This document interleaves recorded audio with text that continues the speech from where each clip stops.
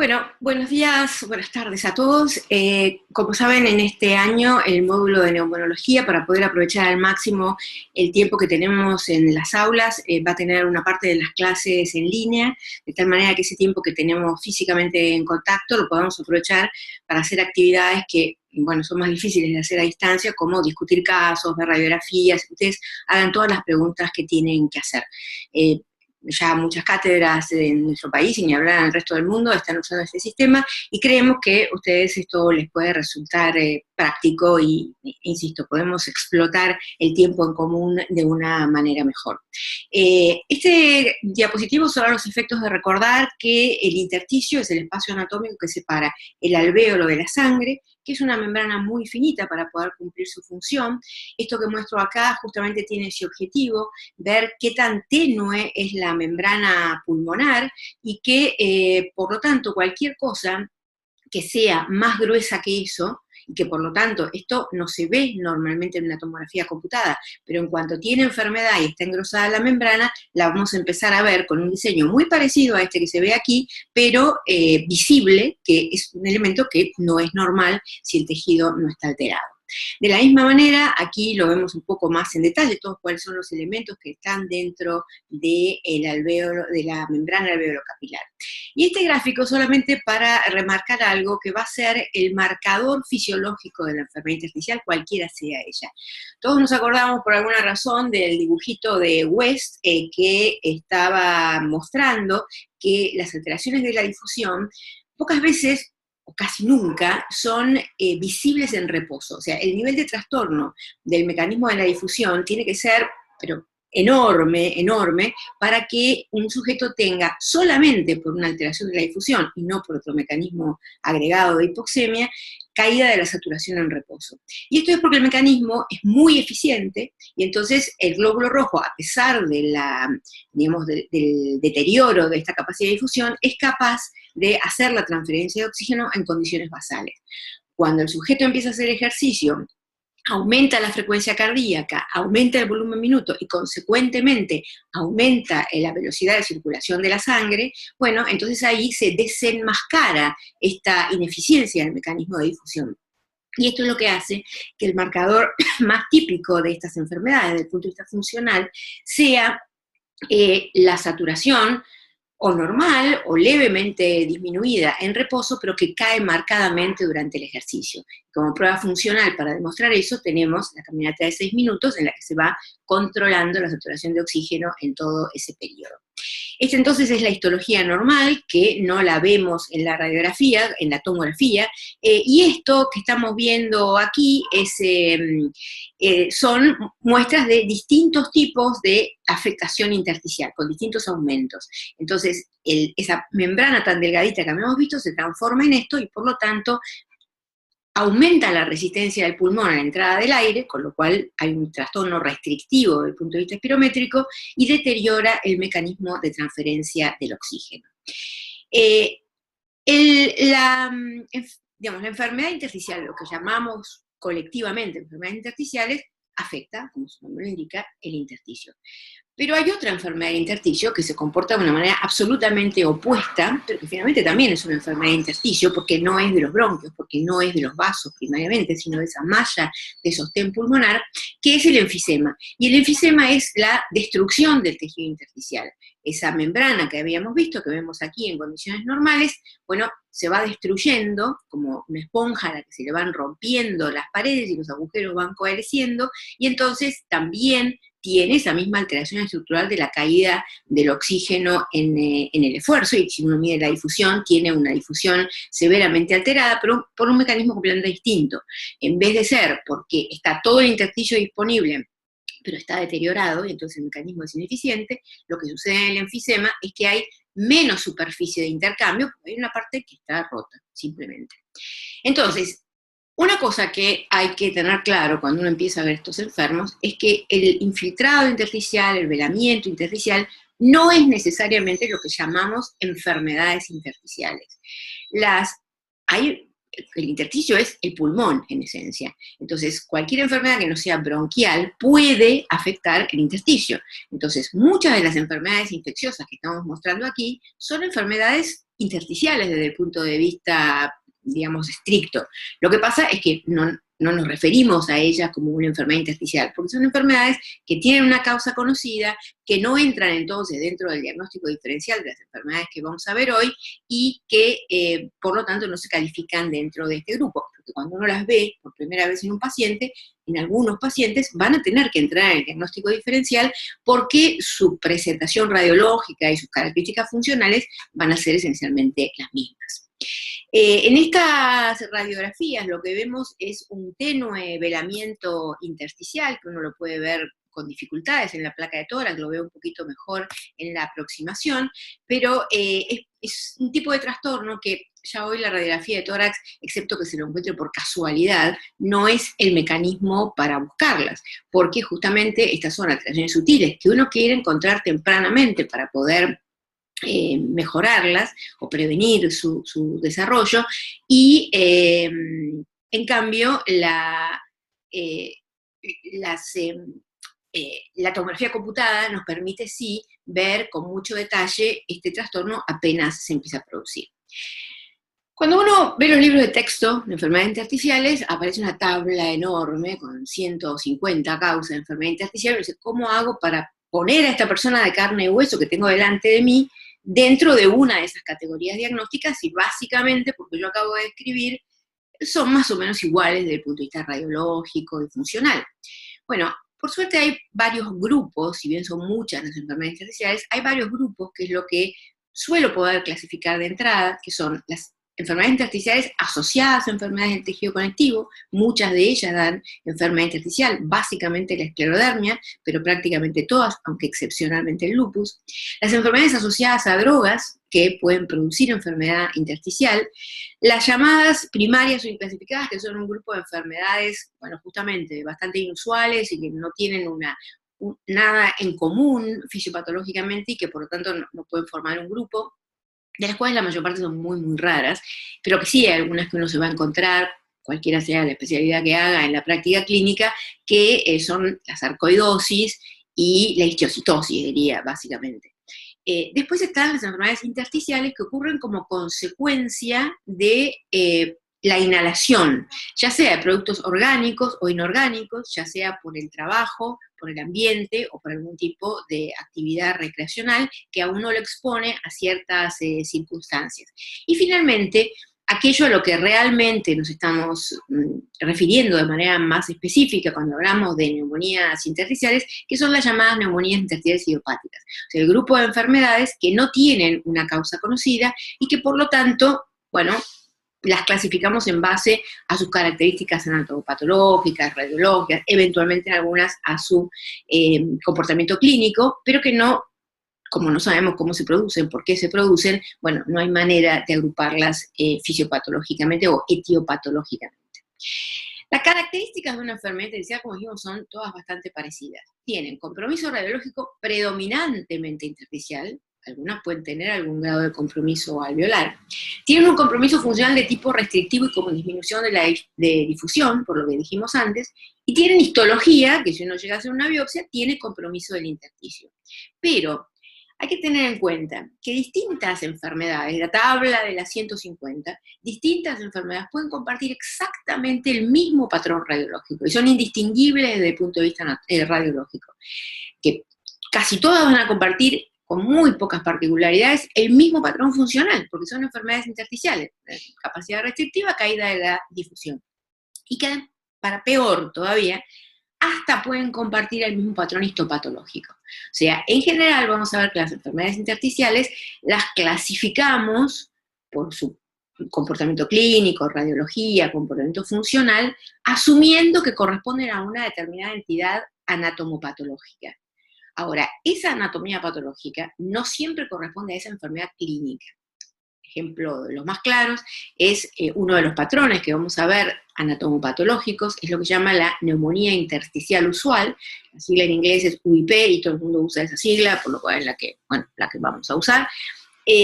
La UIP, el patólogo la vis es una UIP, tiene esta característica, esto es una UIP. La mayor parte de las UIP son corresponden a una enfermedad clínica en particular, que es la fibrosis pulmonar idiopática, una fibrosis pulmonar de la que no conocemos la causa y que es la enfermedad patrón y la más importante de todo este grupo. Todas las fibrosis pulmonares idiopáticas son neumonía intersticial usual, todas las FPI son UIP, pero no todas las UIP son FPI. ¿Por qué?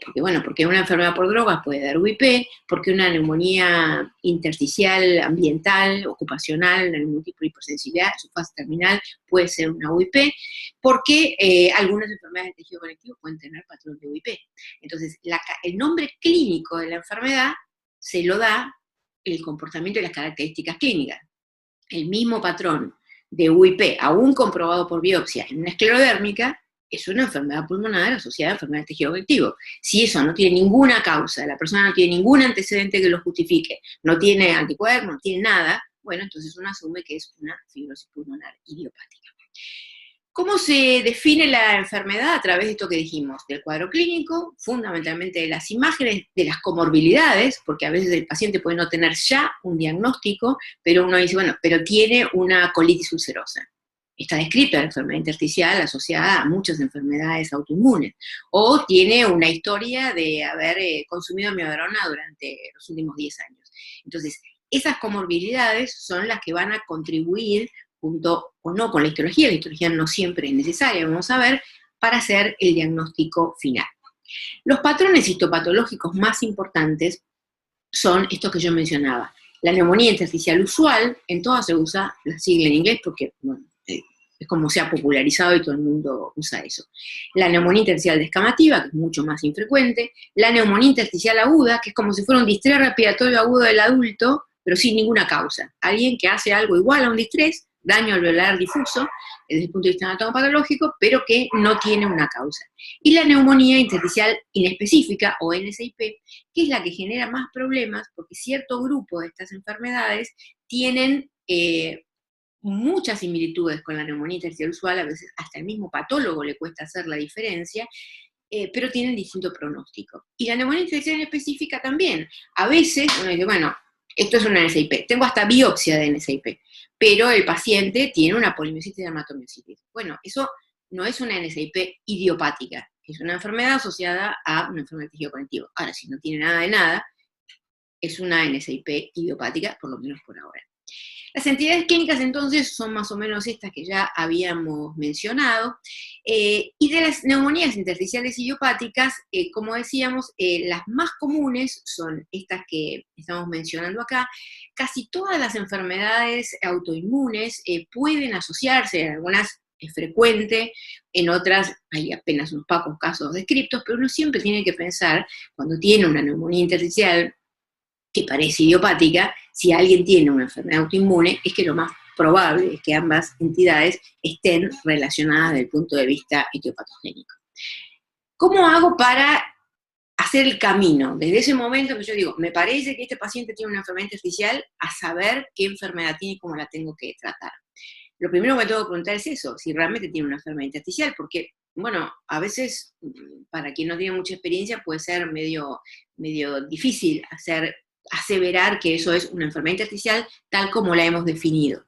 Si este paciente tiene una enfermedad inflamatoria intersticial y no que lo que tiene es insuficiencia cardíaca o neumonía por neumosis girovesi. Y después, ¿qué tipo de enfermedad es? Y cuando yo digo qué tipo de enfermedad es, porque excluí todas aquellas de causa conocida, voy a decir, es una neumonía intersticial idiopática. Y la segunda pregunta, que de ahí en más, es la que dirige todo mi razonamiento diagnóstico, ¿es o no una UIP? ¿Por qué? Porque como dijimos, la UIP es la base anatomopatológica de la fibrosis pulmonar idiopática, es una enfermedad muy grave y que tiene un tratamiento muy especial, y porque en cualquier enfermedad en la que esté involucrada la UIP, sea por droga, sea por enfermedad del tejido conectivo, siempre su pronóstico es más serio que el de cualquiera de los otros patrones intersticiales. ¿Cómo voy a pensar, por qué voy a pensar que alguien tiene compromiso intersticial? O porque tiene disnea inexplicada. Inexplicada quiere decir que no es que tiene POC, no es que tiene asma, no es que yo veo en la espirometría un patrón obstructivo y entonces puedo explicar por qué ese paciente tiene disnea. Por eso lo llamamos inexplicada. Inclusive puede llegar a tener una espirometría normal. ¿Por qué? Porque como dijimos, la limitación a la cantidad de aire que puede entrar y por ende salir, que es lo que uno mide en la espirometría, es un fenómeno relativamente tardío. En cambio, la alteración de la difusión es un fenómeno muy precoz en la enfermedad intersticial. En la placa se va a ver que tienen pulmones chicos, desde el punto de vista funcional, como dijimos, rápidamente vamos a ver la caída de la difusión y progresivamente vamos a ver una espirometría con patrón restrictivo, o que tienen una hipoxemia inexplicada. Nadie le hace gases a un paciente si no tiene una sospecha, pero hoy en día que medir la saturometría es tan común, puede pasar que el paciente uno le pide como parte de la evaluación funcional, porque tiene disnea o porque por alguna razón no decidió hacerles estudio, una caminata y ve que le cae la saturación. Bueno, el primer diagnóstico que uno tiene va a ser que esto es alguna de esas enfermedades intersticiales. El patrón intersticial tiene distintos componentes. En general es de tipo septal, o sea, esos septos, que son esos tabiques que estuvimos viendo en la anatomía patológica, se engrosan. Entonces se habla de engrosamiento septal. Y puede ser a su vez de tipo reticular, como si fueran rayitas, nodular o nodulillar, como si fueran pequeñas imágenes nodulillares, no grandes, sino mínimas, una combinación de ambos, o el agregado de lo que se llama vidrio esmerilado, o imagen de ground glass opacity, que no es no es la expresión del compromiso del intersticio, pero sí es un componente asociado que está en muchas de las enfermedades intersticiales, pero que vamos a ver que es muy importante porque nos orienta hacia algunas cosas y hacia otras no. Básicamente, esta obsesión que nosotros adquirimos desde el comienzo de este camino clínico, que es decir, esto es una UIP o no, por definición, cualquier tomografía computada que tenga más de 30% de vidrio esmerilado, o en el que el vidrio esmerilado sea más predominante que el compromiso reticular, bueno, eso no puede ser una UIP. Es un criterio de exclusión desde el punto de vista radiológico, y entonces, obviamente, eso tiene una importancia aún desde el punto de vista terapéutico muy importante. Entonces, como vemos en la placa se ve, pero se ve poco, en cambio, en la tomografía, este engrosamiento del intersticio se ve de manera mucho más clara. Aquí lo vemos también, fíjense que este intersticio es bien periférico, o sea, yo lo encuentro en toda el área subpleural, esta parte de acá no tiene nada que ver con esta parte de acá, es bien subpleural, y en este caso, ahí los remito a las fotos que miramos antes. Esto es el mismo dibujito del Robbins, pero visto en la tomografía, engrosado. Pero normalmente yo no tengo por qué verlo, tendría que ser como acá. Yo acá no veo los septos, estos los veo porque están engrosados y alterados.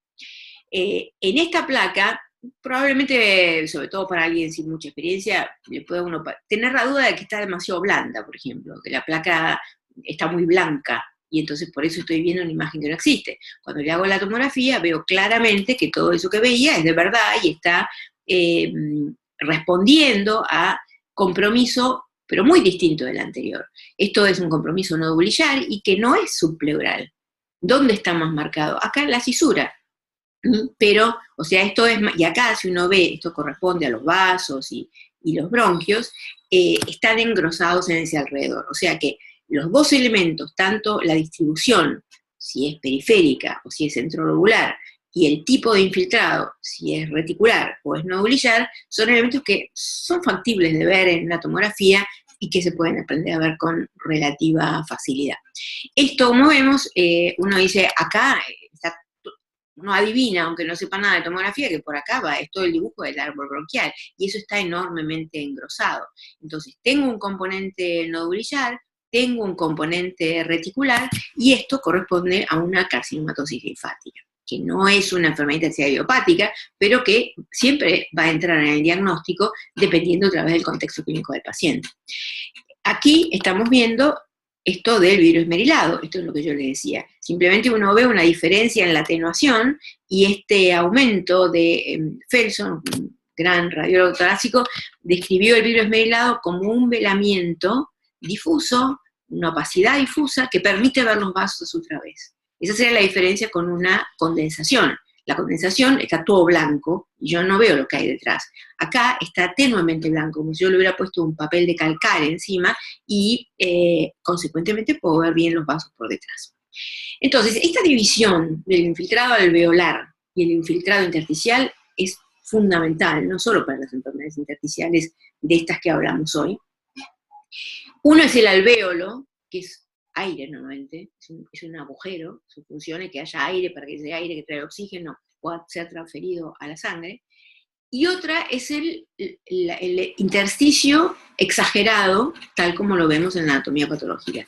Esto entonces, en la anatomía patológica es el intersticio alveolar y esto es el intersticio reticular, y la otra cosa es, los agujeros están conservados, acá no hay ningún problema con los agujeros, pero todo este alveolo no es esa cosa sumamente tenue que habíamos visto antes, sino que es claramente patológica.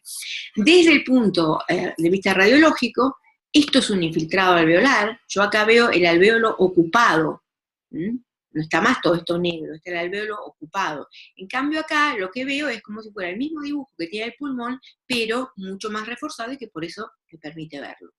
En la tomografía también se ve de la misma manera, acá veo inclusive el signo más típico del infiltrado alveolar, que es el broncograma aéreo, o sea, lo único que veo son los bronquios, que normalmente no los veo porque no puedo diferenciarlos del pulmón porque la pared bronquial es suficientemente fina como para no verse.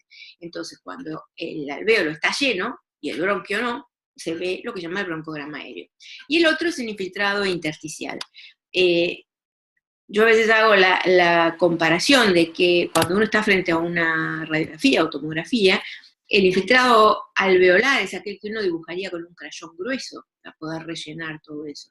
Mientras que jamás podría con un crayón dibujar un infiltrado intersticial. Necesita un lápiz de punta finita para poder representar esa imagen. La placa de tórax tiene riesgos de infradiagnóstico, como ya vimos, o sea, me la como, no la veo, porque es muy tenue, muy sutil, puede ser aún para un radiólogo experimentado, o de sobrediagnóstico. Hoy en día ya las placas, la mayor son todas digitales, en general son de muy buena calidad, y entonces esto cada vez se ve menos, pero a veces cuando la placa está muy blanda, o cuando las pacientes que tienen mamas muy prominentes, o que, bueno, el tipo de exposición de la placa no fue el adecuado, puede haber placas que a uno le hacen sospechar un infiltrado intersticial que en realidad no es tal. Después están esos infiltrados intersticiales, pero que son imágenes focales, que no es que una enfermedad difusa de toda la periferia del pulmón o de una buena parte. Y el otro factor de error, porque bueno, como decíamos, finalmente es una enfermedad intersticial, pero no el grupo de enfermedades de las que estamos hablando, es la presencia de insuficiencia cardíaca. Enfermedad común, si las hay, que la primera etapa del edema de pulmón es el edema intersticial. Primero se junta agua dentro del intersticio y solo después se empieza a juntar agua dentro del alvéolo. Entonces, esta misma placa, como les decía, es una placa normal y uno la ve, tiene buena técnica y la vemos si es normal. Si yo sobre esta placa es demasiado blanda, bueno, puedo inventar todo ese infiltrado intersticial que no está, y eso jerarquiza la importancia de la calidad de las placas. Bien, entonces, hay que saber que la placa de tórax puede ser normal, o sea, lo importante para quien está en esta etapa del momento diagnóstico. O sea, yo tengo un tipo sentado adelante y no sé si tiene o no tiene una enfermedad intersticial. El señor me dice que tiene disnea, tiene una espirometría totalmente normal, ahora no, parece alguien que juzga bien sus síntomas. La hipótesis de que está loco o loca es la última hipótesis, la disnea emocional.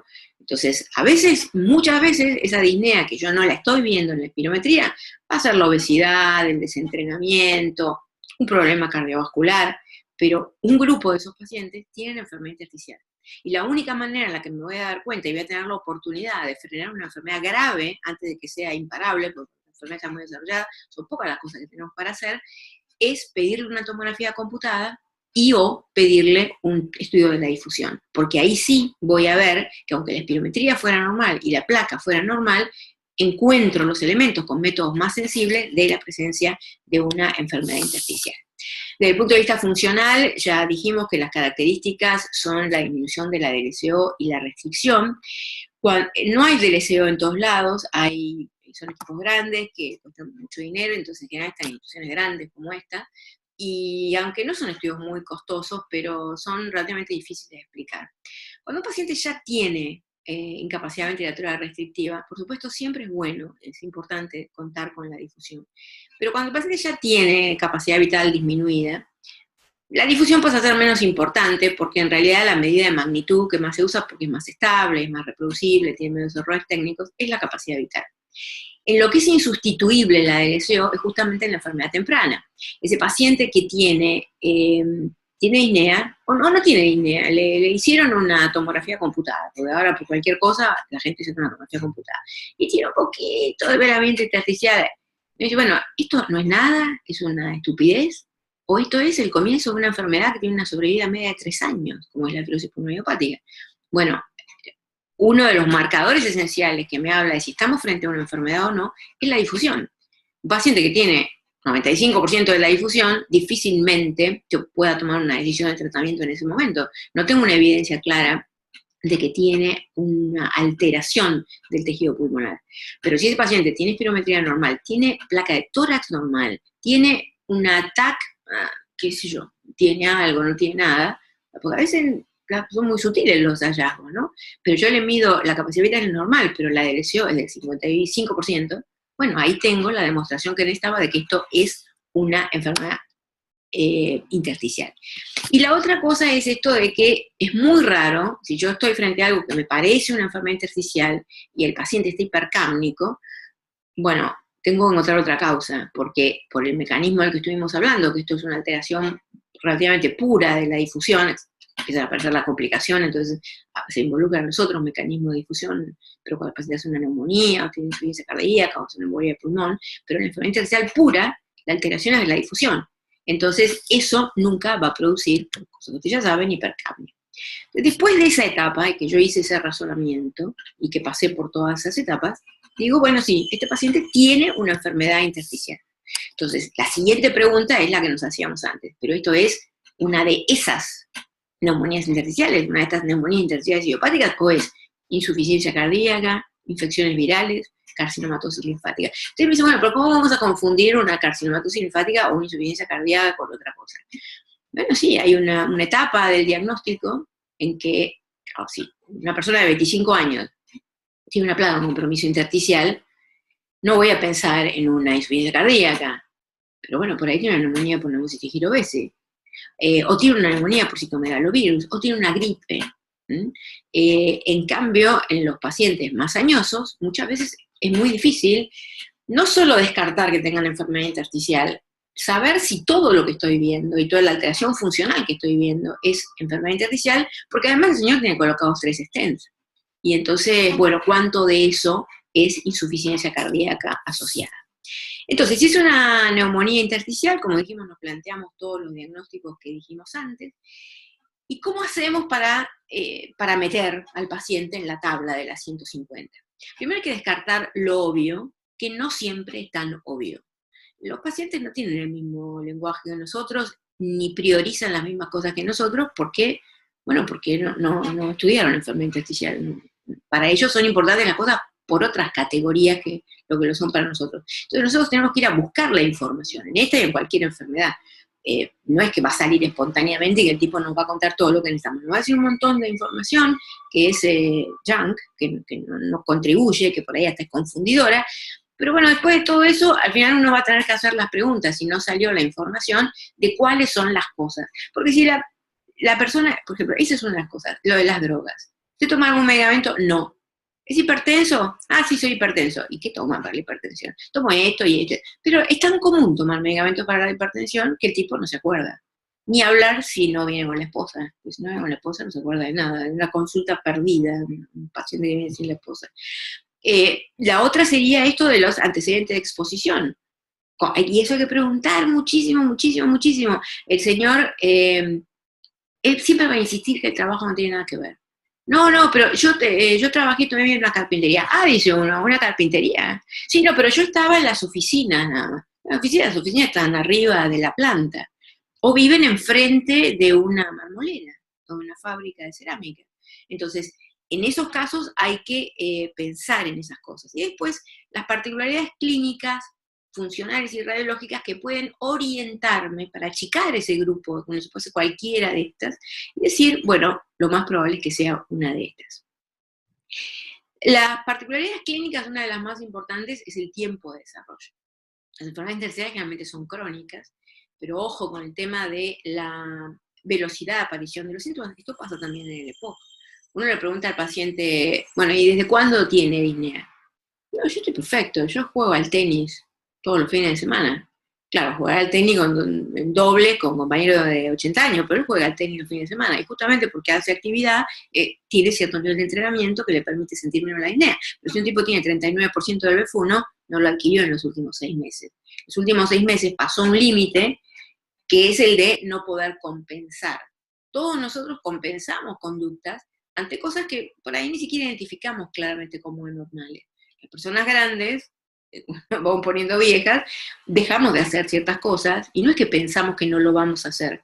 No, instintivamente deja de hacer ciertas cosas porque sabe o que le va a dar dolor, o que le va a dar fatiga, o que le va a dar una incomodidad que no le daba cuando tenía 20 años. Y por ahí no es consciente de eso. Porque sube la escalera más despacio, porque evita la escalera, porque el tipo de tarea que hace una persona que vive en la ciudad, excepto que tenga un trabajo manual, que son relativamente pocos los trabajadores manuales, no le exige demanda física. Entonces simplemente se acostumbra. Entonces en los síntomas mucho no hay que confiar y, bueno, lo ideal es tener alguna imagen, una placa de tórax, una tomografía previa. Si realmente esa enfermedad es aguda, y hemos descartado que sea una enfermedad previa, bueno, son muy pocas, que son las que están listadas ahí, las enfermedades que pueden tener una presentación aguda. Hay una excepción, digamos, que, vuelvo a decir, nosotros desde acá todo el tiempo lo que estamos es con la obsesión en la cabeza de si esto eso no es una UIP, si todo eso no es una fibrosis pulmonar idiopática. La fibrosis pulmonar idiopática es una enfermedad crónica. Entonces, cuando uno dice, bueno, mira, la enfermedad realmente es aguda, tiene una placa, si me dice que era normal, bueno, entonces eso no es una UIP, no es un FPI. Lo que pasa es que sí es verdad que la UIP y la FPI en particular puede hacerlo con una reagudización. Pero si nosotros tenemos una imagen previa, vamos a ver que la placa puede estar mucho peor ahora porque el sujeto hizo una reagudización, pero tiene imágenes previas porque esos trastornos no se desarrollan de una semana para la otra. Y después ver las cosas que me pueden orientar a que tenga una enfermedad en particular. Hipertensión, compromiso renal, uveitis, cosas que básicamente me orientan a la presencia de una enfermedad del tejido conectivo.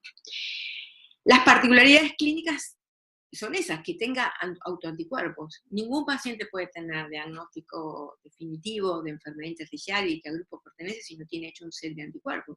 PAN, anti-DNA, cada vez pedimos más porque sabemos que prácticamente todas las enfermedades intersticiales, todas las enfermedades autoinmunes pueden producir una enfermedad intersticial. Y es muy importante la diferencia, porque eso nos da la certeza de que esa enfermedad que estoy viendo es una enfermedad inmunológica y por lo tanto, todavía puedo no haber decidido qué, pero el tratamiento es el tratamiento inmunosupresor.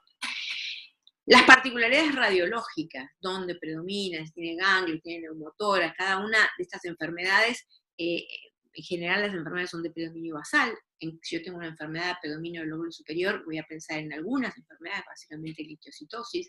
Si tiene compromiso alveolar, la UIP nunca tiene compromiso alveolar, es una enfermedad puramente intersticial. Si tiene líneas de Kerley, que son muy típicas de la carcinomatosis linfática, por ejemplo. Si tiene derrame pleural, las enfermedades intersticiales idiopáticas no se asocian a derrame pleural. Entonces, eso va a ser una tontería, pero es un dato que a mí me va a orientar a que por ahí, al menos parte de lo que estoy viendo, sea insuficiencia cardíaca.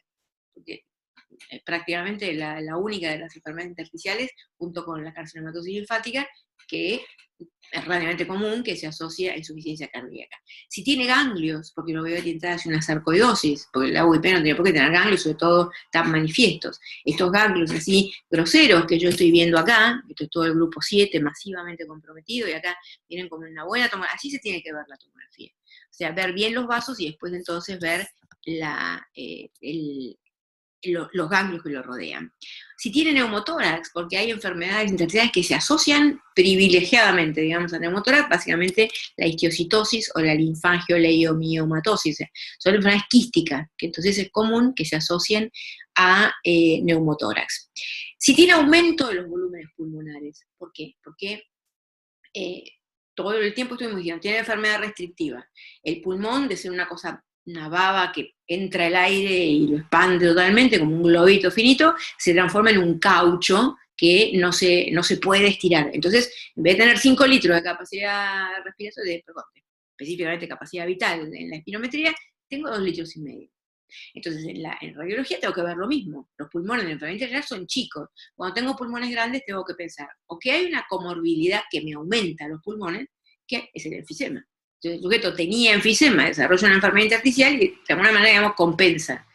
O que tenga una enfermedad que incluye dentro de las características de la enfermedad la presencia de quistes, que entonces actúan de la misma manera por otras razones, pero de la misma manera que el enfisema. Y yo me voy a orientar a una de esas. Y como decíamos, si tiene quistes, acá los ven más o menos, pero en la tomografía los ven bien. Estas imágenes quísticas, esto no es de la UIP, no es de la DIP, no es de la sarcoidosis, estas imágenes quísticas se dan en unas pocas enfermedades y, bueno, yo voy a tomar ese dato. Esto, por ejemplo, acá se ven claramente, tengo una enfermedad quística en los lóbulos superiores, bueno, lo más probable es que esto sea una histiocytosis. A veces me alcanzará, a veces no. Estas son enfermedades que son enfermedades de diagnóstico difícil, que yo les diría, ni siquiera las maneja habitualmente el neumonólogo general. La parte que le toca al neumonólogo clínico es lo que estamos diciendo hoy, que es no lo dejes volver a su casa diciéndole que no tiene nada. Y por ahí, cuando uno ve una placa de estas, si alguien, por ejemplo, se dedica el día de mañana, tiene la misfortuna de decidir hacer clínica médica y morir de hambre en el intento, y ven esto, pero no se puede pretender que un tipo que tiene que saber de la hipertensión, de los riñones, del colesterol, del cáncer de próstata, también conozca toda la radiología de todas las enfermedades intersticiales. La mayor parte de los neumólogos, estos pacientes, inclusive los van a derivar a aquellos que nos dedicamos a las enfermedades intersticiales, que además trabajamos en un grupo con varios neumonólogos que hacen esto, y con imagenólogos especializados en tórax, porque los imagenólogos, como los patólogos, ahora cada vez a ellos les pasa lo mismo que a todos nosotros, el conocimiento es cada vez más amplio, y entonces un patólogo general es muy común que tenga dificultades para hacer un informe correcto, suficientemente detallado y suficientemente definitivo, y la biopsia termina viéndose por dos, cada en Buenos Aires hay 3 patólogas que hacen pulmón, y la verdad es que cuando uno pagó el costo del pobre paciente de hacerse una biopsia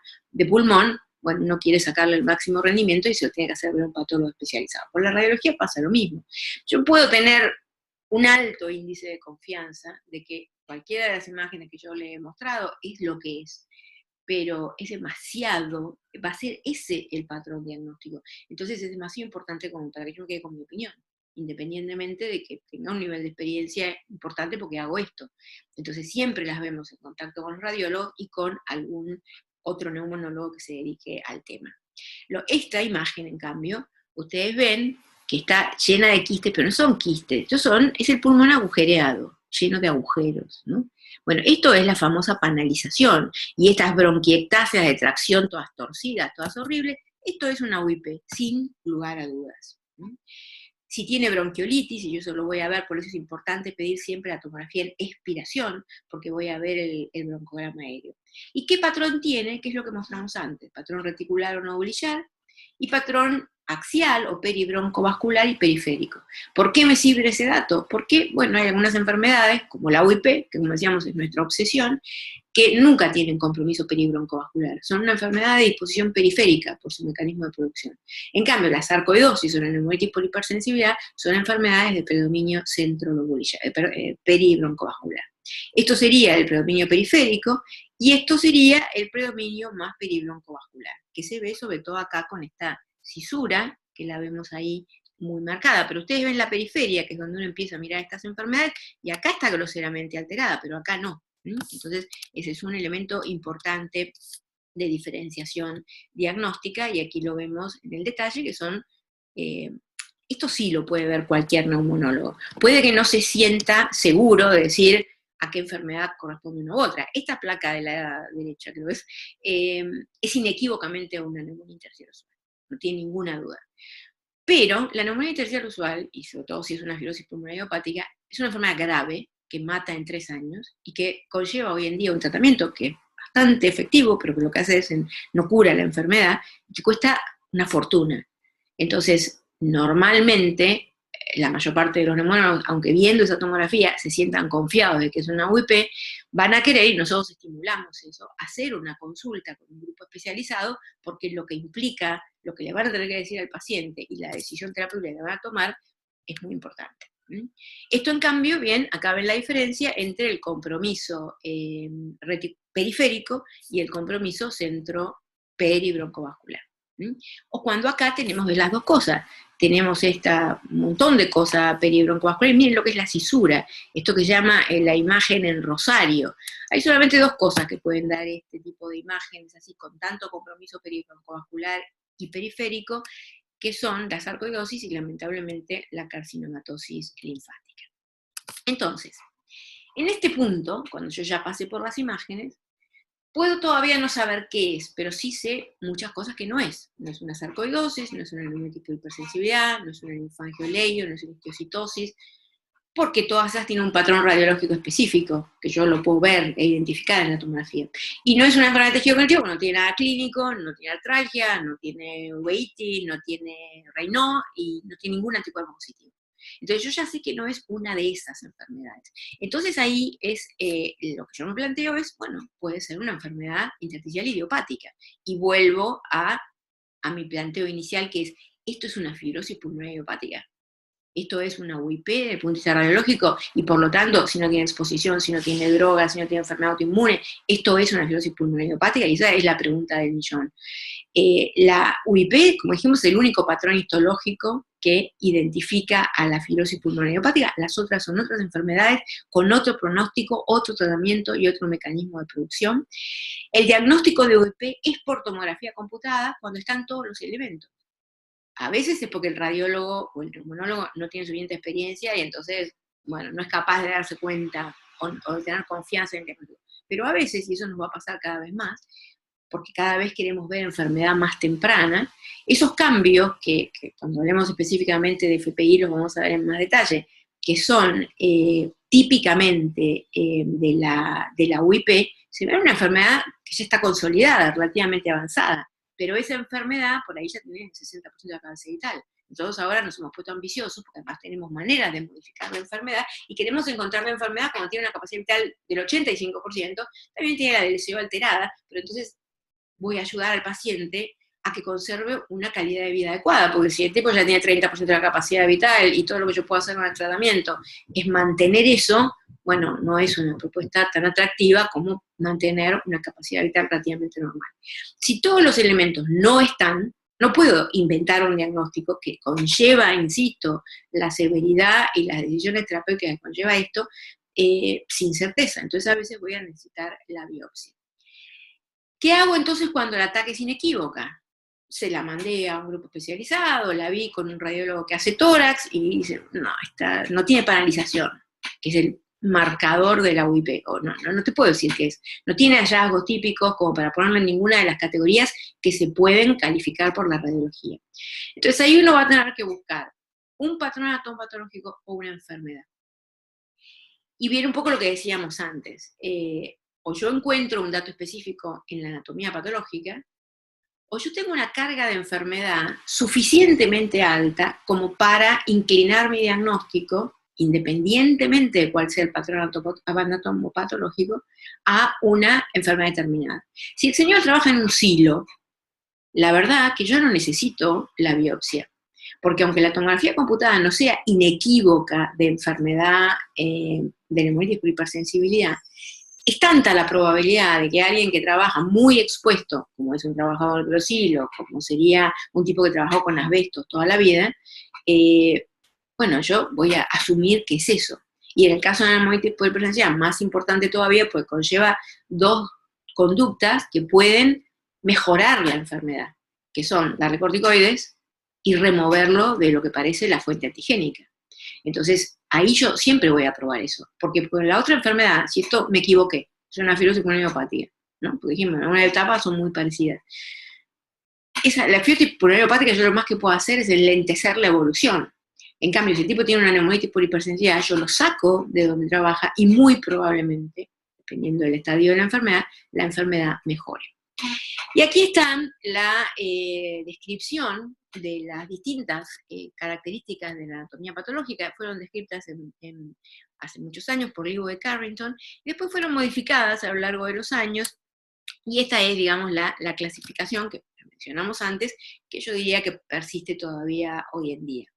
Y como dijimos, un patrón anatomopatológico se transforma en un determinado diagnóstico clínico en ciertas circunstancias clínicas. Yo no puedo decir que alguien tiene una UIP, perdón, tiene una FPI, aunque tenga una UIP inequívoca, si tiene una artritis reumatoidea. La FPI es una enfermedad idiopática. Yo digo, tiene una neumonía en la organización, entonces inmediatamente la gente dice, es un COP, que es una neumonía criptogénica en la organización. O sea, bueno, depende, porque si el señor tiene una artritis reumatoidea o está tomando una droga de las que pueden dar neumonía en la organización, tiene neumonía en la organización, no neumonía en la organización criptogénica. Y con la neumonía en la organización, eso es particularmente importante, porque si uno toma una muestra pequeñita, no una biopsia quirúrgica, y el patólogo informa neumonía en la organización quiere decir eso, neumonía en la organización. Por ahí realmente tuvo una neumonía, o él agarró el pedacito que está al lado de una neumonía en evolución, que está al lado de un cáncer, o que está al lado de algo, en que el pulmón reaccionó así, con una cicatriz medio organizativa. Eso no es lo mismo que tener una neumonía criptogénica en la organización. Entonces, el diagnóstico de la enfermedad, el radiólogo es importantísimo, es una figura, nosotros no podríamos trabajar si no tuviéramos radiólogos especializados en pulmón con quienes discutir las imágenes, a pesar de que quien hace esto, cualquiera de nosotros, tiene un nivel de entrenamiento importante, pero siempre hay que tener a los radiólogos. Pero el diagnóstico nunca es radiológico, porque el radiólogo ve la imagen, él lo que te puede decir es esta columna, es el patrón histológico, no te puede decir cuál es la enfermedad, porque él no sabe si el señor tomó medarona, si vive enfrente si trabaja en una panadería, si cultiva soja, eso lo sabes vos, que le haces el interrogatorio. Los radiólogos que trabajan con nosotros generalmente nos reunimos en lo que llama, que es la forma de trabajar, el comité multidisciplinario o el equipo multidisciplinario, entonces, bueno, comparten los datos clínicos, y esa es prácticamente la única manera, como en todas las enfermedades en esto, hay casos obvios y casos difíciles. Los casos obvios, bueno, por ahí ni se discuten porque son obvios, pero hay una proporción importante, sobre todo para quienes son especialistas en una enfermedad. ¿Por qué? Porque reciben todos los casos que la gente que los vio en el primer nivel de atención no lo pudo resolver. Entonces son casos dudosos, difíciles, y la única manera de llegar a un diagnóstico, al menos de consenso, y por lo tanto con un mayor nivel de confianza, es la discusión.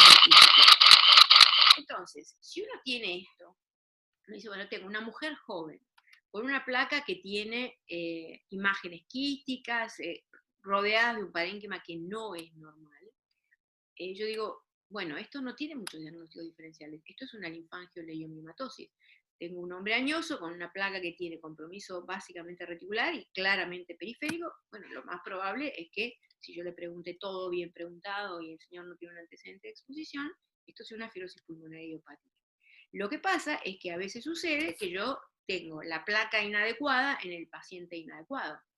Entonces, por ejemplo, en este caso, yo miro esto, es la misma placa que antes, digo, esto es una UIP, no hay ninguna duda, tiene todos los elementos para clasificarla como una UIP. Ah, bueno, doctor, entonces es una fibrosis pulmonar ni en sueños. Una mujer de esta edad no puede tener una fibrosis pulmonar. Probablemente, aunque no lo estemos viendo ahora, tenga una esclerodermia, tenga una reumatoidea, y esta sea la primera manifestación de su enfermedad, que eso puede suceder. Pero la fibrosis pulmonar hepática es una enfermedad después de la quinta década de la vida. Y en un tipo como este, bueno, estaríamos en problemas. Seguramente uno iría al Medline y buscaría, y hay 1, 2, 3 casos reportados de linfangioleio en varones, porque la linfangioleio es una enfermedad de las mujeres, que además se da en general en edad fértil de la vida. Entonces, hay que tener muy, muy claro que trabajar en enfermedad intersticial implica un alto nivel de incertidumbre. ¿Sí? Y por lo tanto, hay que trabajar en equipo. ¿Sí? Nosotros en Argentina hay un muy buen nivel a nivel internacional de enfermedad intersticial, pero esto básicamente es así porque hemos hecho muchos esfuerzos en los últimos años para construir una red de consultas que haga que la mayor parte de los médicos, en realidad potencialmente todos, pero bueno, cada uno pues conoce su contexto, puedan acceder a la segunda opinión del grupo de gente que es experta en este tema. Porque nosotros sabemos que nosotros, que hacemos prácticamente, yo hago casi exclusivamente esto, y sin embargo, en un número importante de enfermos no puedo tener más del 50-60% de certidumbre de qué es lo que tiene. Entonces, alguien que no ve más que un par de veces al año una enfermedad esta, es lógico que tenga que compartir esa incertidumbre y además aceptarla. Y uno tiene que poder explicarle al paciente que hay una expresión que es lo que se llama el working diagnosis. O sea, el diagnóstico que yo uso para tomar decisiones. Pero no es que estoy seguro de lo que, no solamente en esta enfermedad, hay montones de enfermedades. Si ustedes ya han visto enfermedad de tejido conectivo, bueno, uno provisionalmente dice, esto parece una esclerodermia. Le falta esto, le sobra esto, parece una esclerodermia. ¿Por qué tenemos que poner una categoría? Porque si no, no podemos tomar decisiones de tratamiento. Pero también sabemos que puede aparecer algo dentro de unos meses que nos muestre que no era una enfermedad mixta de tejido conectivo, ¿no? Bueno, con estas enfermedades pasa lo mismo, como con las vasculitis y con todas las enfermedades de las que yo ya no sé nada. Entonces, a esta altura, ustedes tienen lo más importante que tiene un clínico, que es, ustedes han aprendido seguramente ya, que es un pretest clínico. Esto es como en las películas o las series de detectives, ¿no? Hay dos mecanismos. Está el tipo que ve toda la evidencia y a partir de eso elabora una hipótesis, y está el modelo del detective que dice, lo más probable a partir de un dato es que sea esto, y entonces va a buscar esos elementos. En cualquiera de los dos casos, lo que generalmente los médicos obramos con un corpus de información, tiene esto, tiene esto, tiene esto, y entonces mi hipótesis es que tiene esta enfermedad. Y el camino que yo tengo que hacer es ir juntando evidencia. El asesino fue el mayordomo, entonces yo tengo que ir juntando la huella, donde estuvo, los guantes, las cosas que entró, aquel tipo película de Agatha Christie. Y entonces voy a, primero tengo un pretest clínico, y después, con la información y la evidencia que yo recoja, voy a llegar a una determinada hipótesis. ¿Era el mayordomo o no era el mayordomo? Pero lo que yo no puedo no tener de entrada es alguna hipótesis. Podré tener más de una. Podría decir, el mayordomo, o podría ser el conde de no sé qué. Pero tengo que tener una hipótesis, pero no sé lo que estoy buscando. Entonces, ustedes ya construyeron con estos elementos que vimos hasta acá, el pretest clínico, y me interesa mostrarles este nomograma que no tiene nada que ver con la enfermedad terciaria en particular, pero que es clave para el diagnóstico, para el desarrollo del pensamiento clínico. Esto que ustedes ven acá, que dice ahí, es la probabilidad pretest. Esto es muy útil en enfermedades de alta prevalencia, porque uno tiene una probabilidad pretest, que generalmente está dada por la prevalencia. Enfermedad coronaria, hay 58.615 algoritmos que a uno le dicen, vos tenés tanto riesgo de que lo que te está pasando sea enfermedad coronaria. Porque son enfermedades de mucha prevalencia, con factores de riesgo muy bien definidos. En estas enfermedades que estamos hablando, como vimos, es un poco más complicado. Pero a esta altura, con los datos que dijimos, con las cosas que ustedes le preguntaron en las primeras imágenes, ustedes ya dicen, bueno, tengo un tanto por ciento de posibilidad de que esto sea una neumonitis por hipersensibilidad. Y la otra columna, la grande, la larga, es la posibilidad post-test. O sea, ¿qué me pasa con esa hipótesis que yo tenía? ¿Cuánto se modifica cuando yo le agregué los estudios, las evidencias que estaba tratando de conseguir?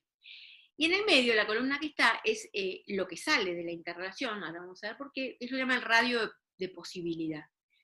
No sé si ustedes ya lo vieron en el comienzo de alguna de las dos medicinas. El radio de posibilidad es crear una relación entre la sensibilidad y la especificidad. La sensibilidad de un método depende de cuántos se me escapan. O sea, yo digo, bueno, qué sé yo, el directo de esputo tiene una sensibilidad entre el 65 y 70%. ¿Eso qué quiere decir? Que hay un 30% de los pacientes que tienen tuberculosis, pero que el esputo va a ser negativo. O sea, me como 30%. Eso es la sensibilidad. La especificidad es, si alguien tiene un bar en el esputo, eso es tuberculosis. La especificidad del esputo, de la presencia de bar en el esputo, es prácticamente del 100%. Si hay, es tuberculosis. Hay otros estudios que no. Ustedes, no sé si ya han visto, bueno, dependiendo de las rotaciones que hayan hecho, hay enfermedades en las que no hay test tan específicos. Y de hecho, estas son ese grupo de enfermedades. Pero la relación entre ambas cosas, cuanto más sensible sea un método, y va a ser menos específico. Cuanto más especificidad yo le pida, va a ser menos sensible. ¿Por qué se hace de entrada cuando ustedes hacen el testeo para VIH? Los métodos masivos de screening en general son bastante sensibles, son muy sensibles, entonces es difícil que se te escape uno, pero uno lo tiene que confirmar con los métodos más específicos. Y entonces esa es la relación que se establece. La sensibilidad y la especificidad de un método son propias del método, no se modifican, ¿no? Son siempre la misma. El esputo siempre es el mismo, dependerá que lo hagan bien o mal, pero es siempre lo mismo. Pero aplicado a la enfermedad, aplicado al pretest clínico, porque ¿por qué me ponen que ahora, vamos a hacer un trabajo práctico de cómo se hace el cultivo de esputo? Todo el mundo acá hace un cultivo de esputo. Y alguno de ustedes tiene un cultivo, un directo positivo. Una placa no tiene nada, no tiene un síntoma, ¿no? Lo más probable es que eso sea un falso positivo, ¿sí? Aún cuando dije que es casi de 100% la especificidad. Pero siempre va a depender del contexto clínico. Es el ejemplo típico de estas cosas que le piden ahora en todos los gimnasios de la ergometría. Una persona que tiene 25 años, si hace una ergometría y tiene un supradesnivel, lo más probable es un falso positivo. La chance que un sujeto que nunca tuvo síntomas, que no tiene antecedentes, que no tiene ninguna cosa rara, tenga enfermedad coronaria a los 25 años, es bajísima. Entonces, lo que te muestra este diagrama es cómo se modifica. Y se modifica de la siguiente manera. Si yo tengo una posibilidad pretest muy alta, y tengo un estudio que tiene una especificidad muy baja, pero de todas maneras, si la probabilidad pretest, perdón, es baja, y el estudio tiene una especificidad baja, bueno, la resultante va a ser que yo tengo una probabilidad post-test baja. O sea, no me modificó mucho, porque yo tenía una sospecha baja y la evidencia que tengo es mala, porque el test es poco específico. Ahora, si yo tengo una probabilidad muy alta, porque, por ejemplo, el señor trabaja en un silo, ¿no? Y en realidad tiene 2 o 3 antecedentes en que fue al médico porque tuvo como 5 neumonías en los últimos 2 años. Es decir, la gente no tiene 5 neumonías, esto no es infeccioso. Entonces, tu pretest de neumonía por hipersensibilidad es muy alto, muy alto. Entonces, un estudio igualmente poco específico, como en este caso podría ser el recuento de linfocitos en el lavado broncoalveolar, me lleva a la posibilidad post-test muy alta. El estudio es el mismo, pero, y esto lo menciono porque esto es importante no para estas enfermedades, es importante para la medicina en general. Cuando uno sabe poco, que es lo que pasa durante los primeros 10 años después de recibirse, uno confía mucho en los estudios clínicos. Uno siente que eso va a compensar todo lo que uno no sabe, y no es así. El estudio tiene que ser interpretado en el contexto en el que está. Al revés, si yo tengo un estudio que tiene, por ejemplo, una alta especificidad, ¿no? Y tengo la relación de sensibilidad-especificidad es esta, pero yo tengo una posibilidad muy alta, el estudio lo único que hace es, no puedo subir más, yo tengo 99% de posibilidad de que alguien tenga algo, y bueno, no hay mucha posibilidad de que yo la mejore. Ahora, si yo tengo esa alta posibilidad, y bien, hago un estudio que la relación de sensibilidad-especificidad es mala, es poco sensible, es poco específico, pero de todas maneras no me baja del 80%, porque mi hipótesis era muy fuerte, ¿no? Mira, el mayordomo estuvo acá, estaba a esta hora, desapareció a los 15 minutos, sabe tirar, sabemos que hay un testamento a nombre del mayordomo. Y vos me decís, bueno, sí, pero las cámaras lo ven entrando al garage a esa hora. Bueno, no me da, pero busquemos otra evidencia, porque es tanta la sospecha que tenemos que pensar todavía que eso es posible. ¿Cómo entra la broncoscopía dentro de esos estudios que pueden usarse para diferenciar? En general es poca la utilidad que da, es mucha en estas enfermedades que están acá, sobre todo en la hemorragia alveolar y en la neumonía eosinofílica, pero principalmente sirve en esa primera etapa de la enfermedad en que tenemos que diferenciar si esto es una enfermedad infecciosa o es una enfermedad intersticial, o es una enfermedad intersticial que está complicada ahora por un proceso infeccioso. Típico, enfermedad intersticial asociada a enfermedad de tejido conectivo. Yo sé que la tiene una esclerodermia, tiene una enfermedad intersticial. Y ahora ingresa con velamiento más alveolar, como una cosa más aguda. ¿Eso es una exacerbación de su enfermedad o es una complicación infecciosa? En general, entonces, la broncoscopía mucho no sirve, la excepción es la neumonitis por hipersensibilidad, donde, como dijimos, el recuento de linfocitos inclina mucho hacia la presencia de neumonitis por hipersensibilidad. Pero en general, el otro elemento que tiene la broncoscopía, que ustedes aprendieron el año pasado, que es la biopsia convencional, esto está cambiando ahora con el agregado de un nuevo método que es la criobiopsia, pero la biopsia convencional por broncoscopía en general no es útil, excepto que estén todavía en el diagnóstico diferencial alguna de estas enfermedades en que una muestra tan pequeñita como la de una transbronquial, de todas maneras puede ayudar a dar el diagnóstico. Entonces, a esa altura, yo estoy en un punto en el que la tomografía, a pesar de toda la expertise de la gente involucrada, no me puede dar una certeza. Los anticuerpos son todos negativos. O sea, no sé qué es esa enfermedad.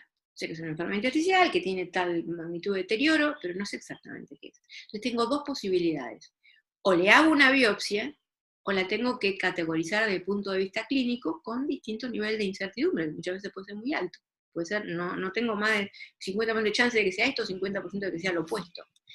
Bueno, eso es ponerlo a uno en una situación muy mala, porque uno está entre la oscuridad y los cirujanos, que uno no sabe qué es peor, ¿no? Realmente la verdad que la biopsia quirúrgica en muchos pacientes no se puede hacer, o porque tienen una función pulmonar muy mala, o porque tienen comorbilidades. Estos pacientes, como dijimos, la mayor parte son pacientes de más de 50 años, y por ello tienen enfermedad coronaria, son diabéticos, qué sé yo. Entonces, a esta altura, yo me conformo con saber lo que no es. Entonces, yo sé que no es por la clínica, sé que no es infeccioso, que no tiene antecedentes de exposición, porque lo recontra pregunté, que no es enfermedad por drogas, que no es una enfermedad de tejido conectivo manifiesta. Por las imágenes, sé que no es todas esas que tienen un patrón radiológico suficientemente característico como para que yo no pueda confundirlo con otra cosa. Entonces, no es todo eso. Entonces yo digo, bueno, si no es nada de eso, ¿qué me queda? Me quedan todas las neumonías intersticiales idiopáticas. Y la gran diferencia que yo quiero hacer es esta: fibrosis pulmonar idiopática versus las otras. Uno podría decir que las neumonías intersticiales idiopáticas, que son esas, son estas que yo estoy mencionando acá. Primera cosa importante, todas estas enfermedades son poco frecuentes, excepto la NSIP, pero igual son mucho menos frecuentes que la fibrosis pulmonar idiopática. Uno puede tomar esto que sería lo convencional, digamos, y decir, tenés cada una de las enfermedades, NSIP, la IP, la neumonía criptogénica, las que mencionamos antes, sus distintas características, el patrón radiológico y sobre todo el pronóstico. Pero la realidad es que si uno asume lo que yo acabo de decir, que en un número importante de estos enfermos uno no tiene, yo no sé si es una... Claro, si tiene una imagen típica, yo me puedo jugar por una DIP, con el 80% de confianza que esto es una DIP. O tiene una enfermedad de Sjögren y unos agujeros típicos de la neumonía linfoidea, tiene más de 80% de chance de ser una neumonía intersticial linfocítica. Pero la diferenciación entre una FPI y una NSIP muy avanzada puede ser prácticamente imposible. Y hoy en día, esto puede cambiar a futuro, pero hoy en día la única enfermedad que se trata con agentes antifibróticos, que además tiene, insisto, una sobrevida promedio de 3 años, es la FPI. Entonces, asumiendo eso, esto que son todos los grandes expertos del mundo de la enfermedad intersticial, el último consenso que se hizo sobre la clasificación de las enfermedades intersticiales asume que hay algunas que son frecuentes, que son las que yo me voy a encontrar, otras que son raras, y otras que directamente asumimos que son inclasificables. Es una clasificación un poco ridícula, ¿no? Una clasificación que incluye lo inclasificable. Pero existe, inclasificable inclusive pasando por la anatomía patológica. Y entonces también tenemos otra manera de clasificarlas, que son las que son fibrosantes crónicas, que puede ser la neumonía intersticial inespecífica en su fase avanzada, las relacionadas con el tabaco, y las que son agudas. Yo digo, no sé bien qué es, pero es una enfermedad aguda. No es esta cosa de la distorsión de la arquitectura, sino que tengo un montón de virus esmerilado, tengo imágenes de condensación. Y la verdad que lo que a mí me dice eso es un dato muy importante, aunque yo no le pueda poner nombre, que es el potencial grado de reversibilidad con tratamiento. Entonces, estamos en un punto en que uno puede decir, no me importa que yo no le pueda poner diagnóstico de NSIP. Tiene virus esmerilado, o tiene Raynaud y un FAN de 1 en 5200. Eso es una enfermedad potencialmente reversible, ¿a qué? A los inmunosupresores. O sea, es la enfermedad en la cual los fenómenos fibróticos que yo estoy viendo son la consecuencia de un fenómeno inflamatorio previo. Entonces yo tengo la oportunidad de detener ese fenómeno inflamatorio y evitar que progrese a la fibrosis, y por ahí que parte del deterioro funcional, si es secundario al fenómeno inflamatorio, pueda mejorar. Entonces, esta enfermedad, no sé cómo se llama, no sé qué es, no tengo elementos, no tiene anticuerpos, no tiene nada, nunca ve un pájaro en su vida, no sé qué es, pero esto se trata de un corticoide, porque esto es virus merilado y es reversible. Esta otra enfermedad, podríamos discutir, todavía es un tema que no está del todo definido, si esto se da en un paciente que tiene una artritis reumatoidea, quizás valga la pena darle inmunosupresores, porque yo sé que hay un componente inmunológico que por ahí puedo detener este proceso, aunque no lo esté viendo, aunque yo ahí no veo componente inflamatorio. Lo que sí sé es que todo ese componente fibroso, es lo que sí veo claramente, que dijimos, tiene todas las características de lo que es una UIP, eso no tiene vuelta atrás. Eso es la cicatriz de Carlitos Tevez. Aunque alguien no se dedica a la medicina, sabe que eso no se va a mejorar es como un callo óseo, no va a revertir con medicamentos. Entonces, ¿cuándo voy a tomar la decisión de hacer una biopsia si esto que dije antes no me alcanza? Cuando los hallazgos tomográficos no son típicos, porque, bueno, no tengo el extremo del virus esmerilado y por otro lado la UIP definitiva. Hay un grupo importante de enfermos que están ahí en el medio y que ni siquiera para qué camino voy a tomar me alcanzan los datos. Bueno, ahí puedo necesitar una biopsia. Pero cuando además tenga expectativas de tratamiento, porque yo tengo un paciente de 86 años con 25 comorbilidades, o tengo un paciente que, no sé, tiene un cáncer de colon con enfermedad avanzada, y cualquiera sea su enfermedad, el pronóstico se lo va a dar eso, o tiene alguna razón por la cual yo no le voy a poder dar ninguno de los dos tratamientos, bueno, no, ¿para qué lo voy a arriesgar una biopsia, no? Entonces, si tengo que hacer una biopsia, la biopsia tiene complicaciones, la biopsia es... no son grandes procedimientos quirúrgicos, pero estos pacientes tienen mayor riesgo que un paciente que se hace una biopsia porque tiene un nódulo de pulmón, porque tiene justamente una enfermedad difusa del pulmón. Y hay que pensar que la biopsia la hacen los cirujanos, y eso es un problema, ¿no? Entonces hay que darle instrucciones muy claras, porque los cirujanos son cirujanos, no son intersticiólogos. Entonces hay que biopsiar por lo menos 2 lóbulos, porque está bien comprobado que puede haber un grado de desacuerdo importante. Recuerden que en la videoteraposcopía se deflaciona el pulmón, porque hay que aplastar el pulmón que se va a biopsiar, porque se abrió ahí. Entonces hay que decirles que es importante que la biopsia se haga muy rápidamente para que se evite la deflación, porque eso puede alterar la anatomía patológica. Y esto que parece una tontería, pero desde el principio venimos diciendo, algunos de estos enfermos lo que van a tener es una tuberculosis. A todos nos han pasado esas sorpresas. No sé, una sarcoidosis, una neumonía pulsiopericial, trae la biopsia y es una tuberculosis. Pero como ustedes ya saben, por anatomía patológica, la tuberculosis lo que tiene es granuloma. Si yo no veo necrosis gaseosa, el patólogo por ahí me dice, son granulomas. Si es sarcoidosis, si es neumonía por hiperdensidad, o si es tuberculosis, yo si no veo el vacío no te lo puedo decir. Y entonces, por eso es tan importante que todas las muestras vayan a cultivo, porque si no, después nos quedamos sin saber lo que tenía el paciente. Entonces, el primer consejo, el más importante, mejor dicho, que uno les puede dar, es cuando uno se enfrenta con estas enfermedades, lo importante no es saber, bueno, sino tener el teléfono del que sabe. Porque estas son enfermedades que requieren consulta con grupos especializados. Está bien demostrado que eso mejora el pronóstico de estos pacientes. Entonces, cuando yo ya sé que es una enfermedad intersticial con ciertas características, lo que me va a interesar es esto, si es un FPI o no es un FPI, por el lugar en que la puse en la clasificación. Y esto es lo que vamos a ver en la próxima clase, que es cuando decimos que algo es un FPI y sobre todo hoy en día cómo se trata la FP. Muchas gracias.